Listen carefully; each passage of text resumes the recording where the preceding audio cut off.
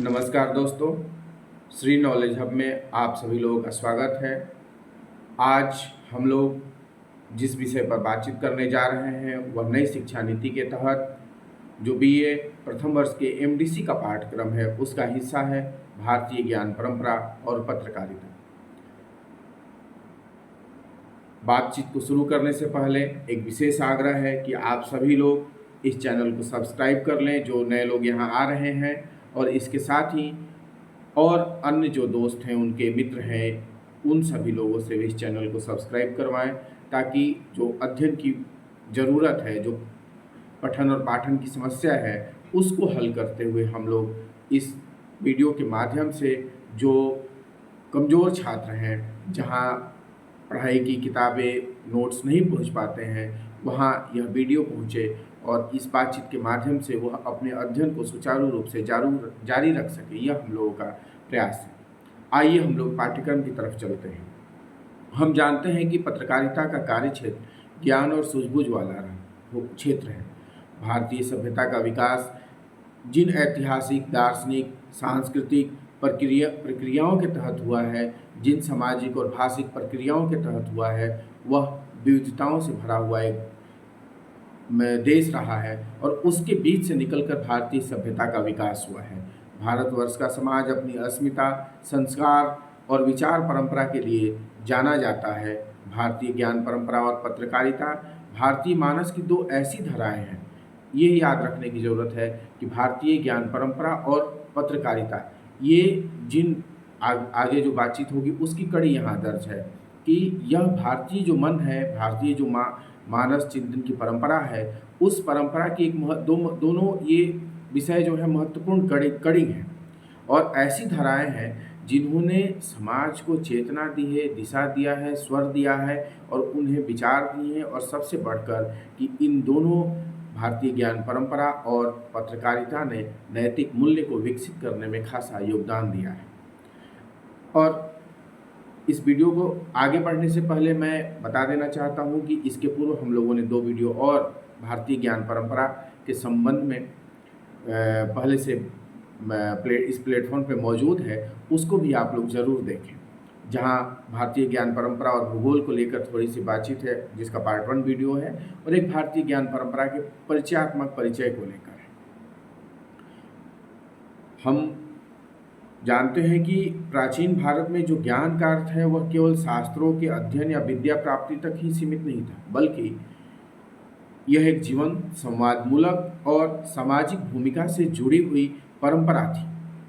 वेद, उपनिषद, पुराण, स्मृति, ब्राह्मण ग्रंथ, महाकाव्य, लोक साहित्य, ये जो सभी हैं, ये भारतीय ज्ञान परंपरा की जो धारा है, उस धारा में इन्होंने अपना एक योगदान दिया है। वह योगदान आज की तारीख में जब हम लोग बात करते हैं तो उस पर अनेक बहसें मौजूद हैं, लेकिन फिलहाल हम लोग उस दिशा में नहीं जाते हुए अपने पाठ्यक्रम को ध्यान में रखकर अपनी बातचीत को आगे जारी रखेंगे। अभी तक की जो भारतीय ज्ञान परंपरा है उसमें वेदों को भारतीय ज्ञान की जड़ के रूप में देखा जाता है। ऋषियों का चिंतन हो, शोध और अनुभूतियाँ, उनका जो अनुभव है, उनका जो अनुभव साझा है, उसको उनके जो छंद है, ऋचाएँ हैं और उपनिषदों में जो संवाद शैली मौजूद है, वह भारतीय ज्ञान परंपरा की एक निधि है। उपनिषदों में कहा जाता है कि अविद्या से विद्या की ओर चलना है, अंधकार से प्रकाश की ओर, तमसो मा ज्योतिर्गमः। ये जो ध्येय वाक्य है ज्ञान परंपरा का, वह उसके केंद्र में अगर कुछ है तो शिक्षा है, ज्ञान प्राप्ति की बातचीत है। और यह संभव कैसे हुआ? तो यह भारतीय ज्ञान परंपरा में संभव हुआ संवाद के माध्यम से। संवाद अपने गुरु के साथ, गुरुकुल की जो परंपरा पुरानी रही है उस परंपरा में वहाँ गुरु के पास बैठकर शिष्य ज्ञान प्राप्त करते थे। और इसलिए उपनिषद, वहाँ जो कहा जाता है उपनिषद, उसका अर्थ भी यही है और वह परंपरा इसी रूप में विकसित हुई। भारतीय ज्ञान परंपरा का जो विशिष्ट स्वरूप है वह मौखिक स्वरूप है। सुनने की परंपरा, श्रुति परंपरा और स्मृति जो स्मरण रह गई, उसी बातचीत को लेकर आगे वर्षों तक भारत की ज्ञान का संरक्षण हुआ। इस मामले में भारत का जो भारतीय ज्ञान परंपरा है वह देखने योग्य है, वह अध्ययन करने योग्य है कि कैसे स्मृतियों के आधार पर जिन परंपराओं की जिन पुराणों की, जिन ग्रंथों की रचना हुई, वह कैसे भारतीय समाज को आज भी गति दे रहे हैं।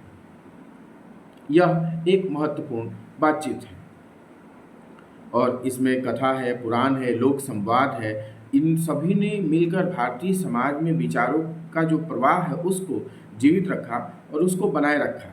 अगर पूरे भारत की कथा, लोक गाथा, कीर्तन, प्रवचन जैसे जो संवाद के विधान रहे हैं उसकी हम बात करते हैं तो भक्ति काल के जितने कवि हैं, उसके पूर्व के जो भी समाज सुधार को ध्यान में रखकर अपनी कविताएं लिखते थे, उन सभी को अगर हम देखते हैं तो पाते हैं कि उनके जो प्रमुख मूल्य क्या है, वह नैतिकता है, सत्य है, त्याग है, सामाजिक चेतना में सुधार का है और ये उससे भी बढ़कर कि लोक जीवन में संवाद और लोकतांत्रिक चेतना का प्रचार प्रसार हो।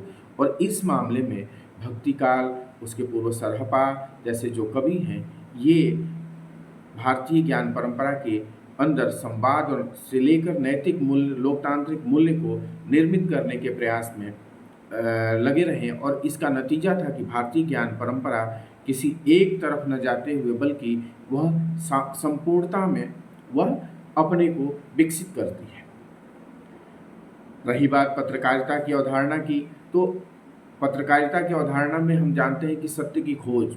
सत्य क्या है कि भाई जो जनता के बीच मौजूद है, जो जनता के हितकारी है, जो जनता के कल्याण के लिए है, उस कल्याणकारी सत्य का उजागर करना, उस सत्य को सत्ता के समक्ष ले जाना, जो भी सत्ता अपने अपने समय में रही है।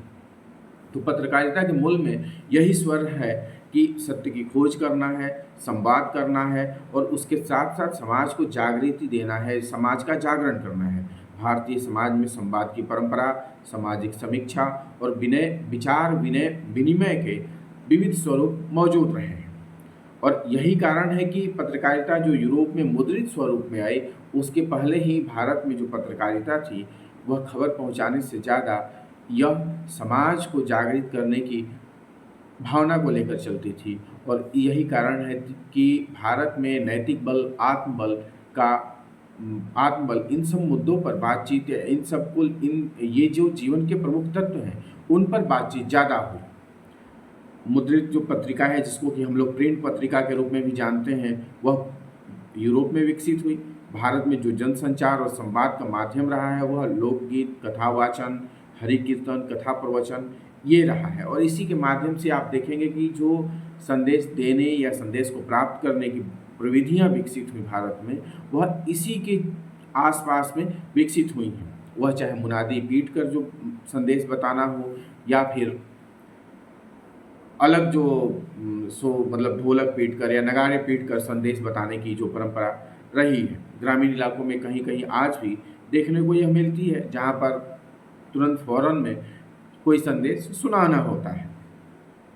लेकिन पत्रकारिता का काम केवल यही नहीं है कि वह संदेश को सुनाए, बल्कि उस संदेश के साथ समाज के हित का जो प्रश्न है उसको भी वह अपने साथ जोड़े रखे, तभी पत्रकारिता के होने का जो मूल स्वरूप है वह सामने उभर कर आएगा।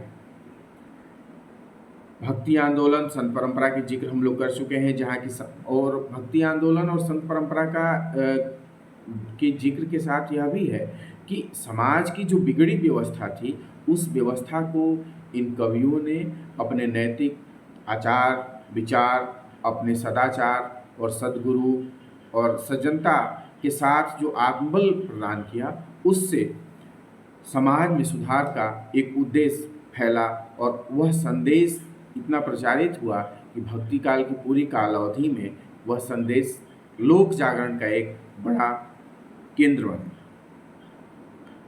औपचारिक तौर पर भारत में मीडिया का आगमन या हम कहें भौतिक पत्रकारिता का जो आगमन है वह 18वीं शताब्दी के उत्तरार्ध में होता है, जब 1780 में हिक्की का बंगाल गजट आता है। भारत का पहला अंग्रेजी समाचार पत्र था, जेम्स ऑगस्टस हिक्की ने इसे शुरू किया था। उसके बाद 1821 में राजा राम मोहन राय द्वारा संवाद कौमुदी का प्रकाशन होता है। 1826 में उदन भारतन पंडित युगल किशोर शुक्ल ने इसे प्रकाशित किया है। यह हिंदी का पहला समाचार पत्र था और यहाँ से पत्रकारिता की एक अपनी जो लिखित स्वरूप है उस यात्रा की शुरुआत होती है और इसी के साथ देखेंगे कि यह जो दौर है 1780 का दौर हो या 1821 का हो या 1826 का जो दौर है, यह भारत में अंग्रेजी दासता का दौर है। और लेकिन इसी अंग्रेजी दासता के साथ यह सांस्कृतिक रूप से, राजनीतिक रूप से, सामाजिक रूप से आंदोलन का भी दौर है। और इन आंदोलनों के साथ भारत में पत्रकारिता आगे बढ़ती है और उसका जो संघर्ष है वह अंग्रेजी साम्राज्यकारी शक्तियों के साथ होता है। भारत स्वतंत्रता जो संग्राम है, आज़ादी का जो संघर्ष है, उस काल में पत्रकारिता की अहम भूमिका थी।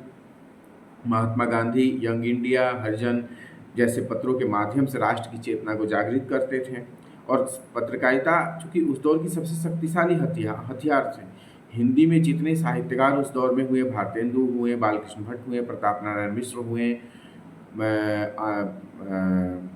महावीर प्रसाद द्विवेदी हुए, प्रेमचंद हुए, महादेवी वर्मा तक आते हैं तो निराला है। ये सभी लोग किसी न किसी पत्रिकाओं से जुड़े हुए थे। रघुवीर सहाय, धर्मवीर भारती, एक पूरी की पूरी जो परंपरा थी, पीढ़ीगत परंपरा, वो हमें आज़ादी के बाद तक देखने को हिंदी में मिलती है। तिलक, बाल गंगाधर तिलक ने केसरी पत्रिका का प्रकाशन किया, गणेश शंकर विद्यार्थी ने प्रताप का, लाला लाजपत राय ने युगांतर का, पंजाब केसरी, नवीन चंद्र राय ने पत्रिका का प्रकाशन किया। तो ये, और उस समय जब भारत एक था, जो भारत, पाकिस्तान, बांग्लादेश आज विभाजित हैं, तो उस दौर में पत्रकारिता के जो बड़े केंद्र थे उसमें भारत के कानपुर थे, दिल्ली थे, कलकत्ता थे, मद्रास था, लाहौर था। ये पत्रकारिता के बड़े केंद्र हुआ करते थे। और इन पत्रिकाओं के माध्यम से ही ब्रिटिश अत्याचार को उजागर किया जा रहा था और राष्ट्रीयता और सामाजिक चेतना का प्रचार प्रसार भी हो रहा था। और सामाजिक तौर पर राष्ट्र के प्रति जो जागृति पैदा की जा रही थी वह इन पत्रों के माध्यम से ही हो रही थी। भारतीय पत्रकारिता ने ज्ञान परंपरा के जो आदर्श वाक्य हैं कि ज्ञान, सत्य, लोकहित, सामाजिक जागरूकता। एक और बात बताना चाहूँगा कि जैसे सत्यम शिवम सुंदरम, तो जो सत्य है वही कल्याणकारी है, वही सुंदर है। यह जो भारतीय चिंता परंपरा की एक ध्येय वाक्य है, जो उद्देश्य हम लोग देखते हैं, हम सभी लोगों से यह ध्येय वाक्य कहीं ना कहीं गुजरा है। तो ये उद्देश्य भारतीय पत्रकारिता ने स्वतंत्रता संघर्ष के दौरान ही अपनाया और उसका नतीजा रहा कि जो संवाद, तर्क और जागरूकता स्थापित की भारतीय पत्रकारिता के पत्रों ने, वह अभी तक हम लोग चाहते हैं कि वह अभी तक चलता रहे। और उसी के अनुसार भारतीय जो अभी पत्र निकल रहे हैं, अखबार निकल रहे हैं, समाचार पत्र निकल रहे हैं, या इलेक्ट्रॉनिक मीडिया में जो टीवी का माध्यम है, रेडियो का माध्यम है, हम लोग की अभी भी ये आकांक्षा है कि भारतीय पत्रकारिता उसी नैतिक मूल्य को अपने साथ लेकर चले, लोकमानस की चिंता, सामाजिक सुधार, नैतिकता और संस्कृति का प्रतिनिधित्व भी उसी अंदाज से करें। हालांकि इसमें काफ़ी सारे फेरबदल हैं। इस पर हम लोग की आगे की जो बातचीत होगी अगले वीडियो में, इस पर हम लोग चर्चा करेंगे। और इसके साथ साथ जैसे जैसे समाज आगे बढ़ रहा है तो उसमें सामाजिक न्याय, लोक मंगल और समावेशिता की भावना भी विकसित हो रही है। तो भारतीय पत्रकारिता आज इन सब मुद्दों को भी उठा रही है। और आज पत्रकारिता की समझ नई चुनौतियाँ भी हैं। चुनौतियों का स्वरूप बहुत व्यापक भी है, क्योंकि तकनीक की दुनिया आज इतनी तेज हो गई है। उस तकनीक की दुनिया में प्रिंट मीडिया को खुद को बचाए रखना एक बड़ा प्रश्न है। और उसके साथ चूँकि अब सब कुछ इलेक्ट्रॉनिक, मोबाइल से लेकर टीवी तक के जो माध्यम है उसमें इलेक्ट्रॉनिक मीडिया का बड़ा हस्तक्षेप है। और उस हस्तक्षेप ने अभिव्यक्ति को तो सुलभ बना दिया है, लेकिन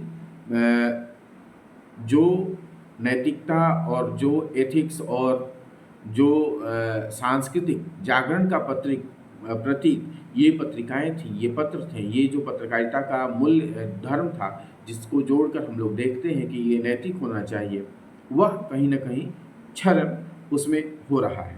उसके बावजूद अगर हम देखें कि पत्रकारिता का जो केंद्रीय सरोकार है वह यही है कि सत्य, जनता की आवाज़ और लोक मंगल, इन तीन मुख्य बिंदुओं के आसपास ही भारत की पत्रकारिता अपने शुरुआती दौर से लेकर आज तक चल रही है। थोड़ा उतार चढ़ाव आता है, उस उतार चढ़ाव को समय के साथ हम लोग देखते हैं और समय गुजर जाने के साथ उस पर चर्चा भी करते हैं। और यही पत्रकारिता के उद्भव के साथ अभी एक परिचयात्मक बातचीत रही है। और उसमें यह भी है कि हिंदी भाषा का विकास वैदिक वाचिक परंपरा से लेकर आधुनिक साहित्य तक फैला, तो उसमें पत्रकारिता एक माध्यम बनी है कि हिंदी को समृद्ध करने में, जो हिंदी हम लोग बोल रहे हैं आज, पढ़ रहे हैं, उस हिंदी को समृद्ध करने में जो पत्रकारिता है, हिंदी पत्रकारिता खासकर जो स्वतंत्रता के दौरान निर्मित हुई, उसने खासा योगदान दिया है। और ये है कि भारतीय ज्ञान परंपरा, पत्रकारिता दोनों ही भारत की आत्मा के प्राण हैं। ज्ञान परंपरा ने संवाद और आलोचना को आधार दिया, सोच और विवेक दिया। पत्रकारिता ने इन विचारों को समाज में आवाज़ और दिशा दी। आज की बदलती हुई चुनौतियों के बीच जो पत्रकारिता है का आदर्श तो वही है, ज्ञान, सत्य, लोक मंगल, लेकिन उसको और अपने बदलते हुए समय के साथ कैसे समावेशी बनाया जाए, कैसे न्यायकारी बनाया जाए और कैसे कम से कम वहाँ पे प्रश्न चिन्ह खड़ा हो, इसकी गुंजाइश को टटोलने की ज़रूरत है। और ये हमें देखना है कि पत्रकारिता अपने धर्म का निर्वाह कर पा रही है कि नहीं। अगले वीडियो में हम लोग इस पर बातचीत करेंगे। अपनी बात को ख़त्म करने के साथ मैं आप सभी लोगों से यह आग्रह भी करना चाह रहा हूँ कि आप सभी लोग इस चैनल को जरूर सब्सक्राइब कर लें। धन्यवाद।